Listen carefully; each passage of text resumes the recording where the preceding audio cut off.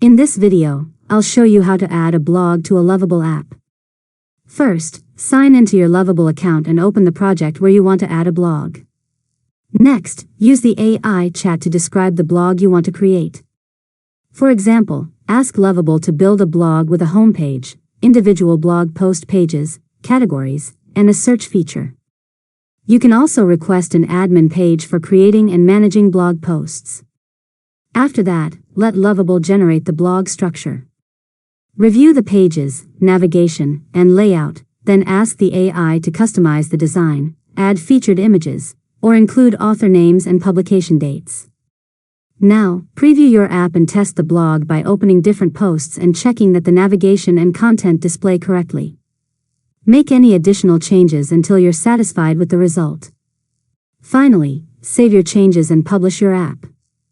Your Lovable application will now include a fully functional blog for sharing articles and updates. And that's it. You've successfully learned how to add a blog to a Lovable app. If you found this tutorial helpful, make sure to subscribe to Learn Mode Lab for more tutorials.